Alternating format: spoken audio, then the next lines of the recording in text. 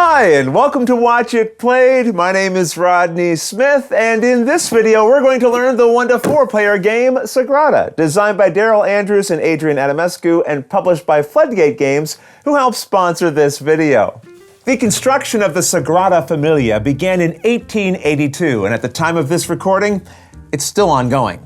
Here, you and the other players will act as artisans competing to create the most beautiful stained glass windows for this church.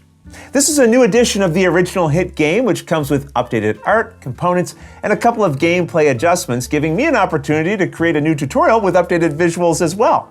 So, join me at the table, and let's learn how to play. To set up, find and shuffle the private objective cards, which have this back, dealing 1 to each of the players.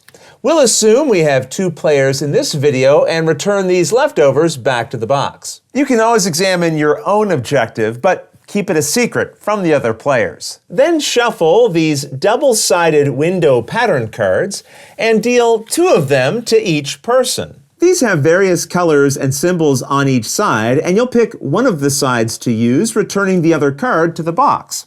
Why you might pick a particular side will make more sense once we know more of the rules, but let's say we decided on this one. After each player has made their choice, they reveal them and count the number of dots showing in the area here. That's how many of these favor tokens that player now collects. The more challenging a window pattern is considered to be, the more of these favor tokens it will provide. And here, we've gained 4. All the leftover favor tokens you can return to the box. Now each person collects a stained glass window board and score marker in their chosen color, sliding their pattern card into the bottom with their chosen side face up, and returning the other pieces back to the box. Next, put this double-sided round track in the center of the play area with this side face up, and have each person put their score marker nearby. The cards with these backs make up the tool and public objective decks, which you shuffle separately. Then deal 3 cards face up from each into their own rows near the round track, returning any leftover cards to the box. There are 90 dice included in the game, with 18 in each of these 5 colors.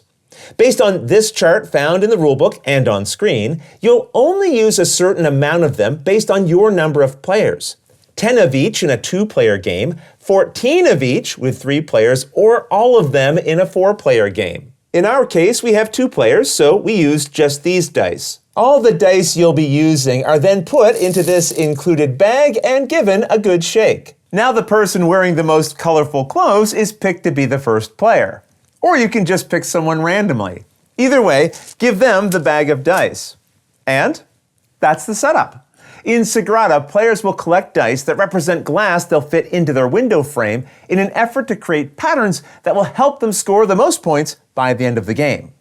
The game is played over a total of 10 rounds, and at the start of a round, the player with the die bag will randomly draw a number of dice from it equal to twice the number of players plus 1 extra. We have a 2-player game, so we draw 2, then 2 more, and 1 extra. We then roll these into a central area to form a dice pool. Now, starting with the first player and going clockwise, each person gets a turn. Once everyone has had a turn, the last player then takes a second turn, and then so does everyone else, but going in a counterclockwise order back to the first player. Let's say we had a 4-player game and these pieces represented them seated around the table. If this was the first player, then turns would continue until we got to the 4th player. After their turn, they would then take a second turn. Then this player would go again, and so on back to the start player for the final turn of the round. So, in our 2-player game, this means I go, then my opponent gets to go again, and then I get to go again. Now, on a turn, there are 2 actions you can perform. Take 1 die or use 1 tool. You can perform each of these once in either order, but you can also perform only 1 or none of the actions. So let's see how they each work, starting with taking 1 die. To do this, you collect any 1 die from the pool and place it into any empty space of your personal board, following a few rules. The first die you add to your window must be put into one of the spaces that go around its outside edge. Every future die you add must go into a space adjacent to any of your previously placed dice, which could include diagonally. So as an example, on a future turn, I could not add a die down here, but it could go into any of these 5 spots. Then the next die I get to place could go into any of these spaces adjacent to either of these 2 dice. Now that said, some spots may have requirements based on the symbols or colors shown within them. For example, a space that is red, blue, green, yellow, or purple can only contain a die matching that color. So only a blue die could go into this space. Likewise, if you see a value, only a die with that value could be placed into that spot. Now, a white space like this can contain any color or value. However, no matter what color or value a space contains, a die may never be added so that it shares a side with a die of the same color or same value. For example, while this space could normally hold the die showing a 2, I already have a die with a 2 here. So now I cannot put a die with a 2 into this space or any other space that shares a side with it. However, you can place a die with the same color or number diagonally adjacent, so this would be fine. Now, while you must follow the placement rules, mistakes can happen. And if you discover that a player's window breaks a rule, that player must immediately move dice of their choice from their window, returning them back to the box until all of the rules within their window are being correctly followed. For example, let's say it was later in the game and I had a case like this. These 2 blue dice cannot be side by side because they're both the same color. So I would have to pick one of them to remove. Now this might create 2 separate groups of dice, and while that would not naturally happen during the game, it's okay if that ends up being the result after correcting your window. Okay, with that we've covered the rules for taking and placing a die on your turn, but you may also use one tool card. To do this, you place one of your favor tokens onto an empty tool card, and then you resolve its ability. For example, this says that after taking a die, you can use this tool to place that die in a space that is not adjacent to another die. But it also reminds you that you must still obey all other placement rules. And it provides an example so you can see an illustration of how the tool is used. After collecting a die, this other tool lets you re-roll it.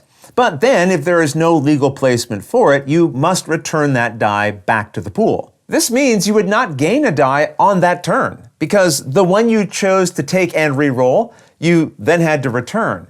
And be aware, especially towards the end of the game, it's possible that when it's time to take a die, there may not be one left in the pool that you can legally place within your window, and in that case, you won't gain a die on that turn either. This is another reason tools can be helpful. As we saw, some allow you to manipulate dice, so you can then place them.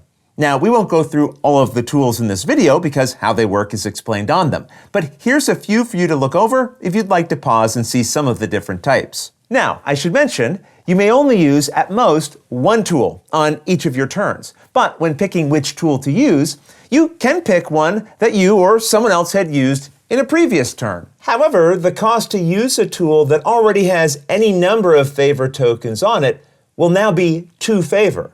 So if it was later in the game and the tools looked like this, the cost to use this tool is 1 favor token, but these now each cost 2 favor. In other words, when a tool is used for the first time, it costs 1 favor, and after that, every time it's used again, it costs 2.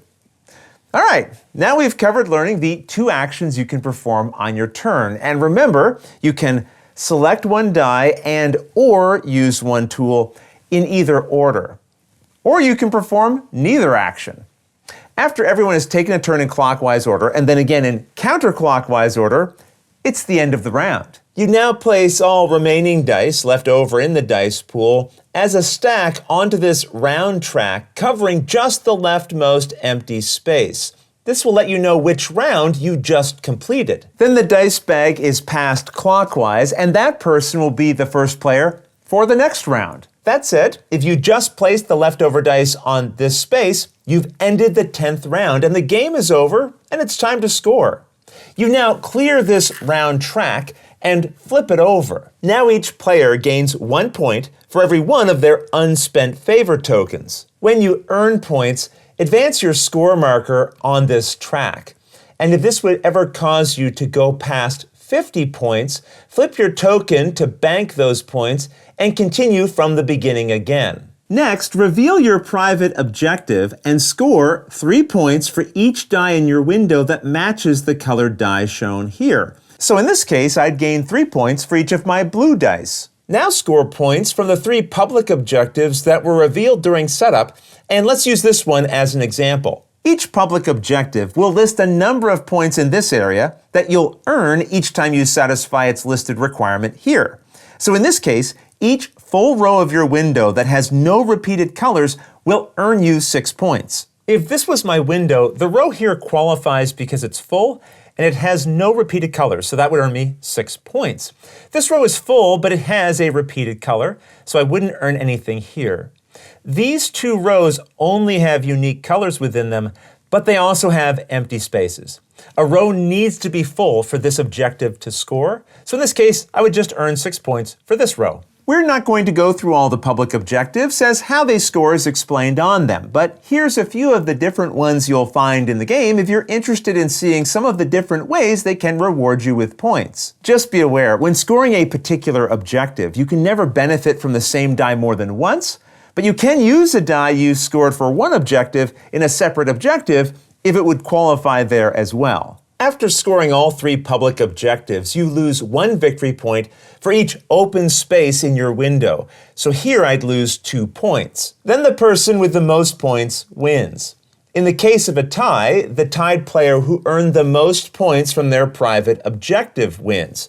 If there's still a tie, the tied player with the most unspent favor tokens wins. And if there's still a tie, the tied player seated furthest from the first player, going in clockwise order, wins. The winner of the game can now claim this winner card and follow the instructions on its other side to announce their victory to the world. The game also includes rules for solo play, but those I'll leave for you to discover on your own. Otherwise, that's everything you need to know to play Sagrada. If you have any questions at all about anything you saw here, feel free to put them in the comments below and I'll gladly answer them as soon as I get a chance.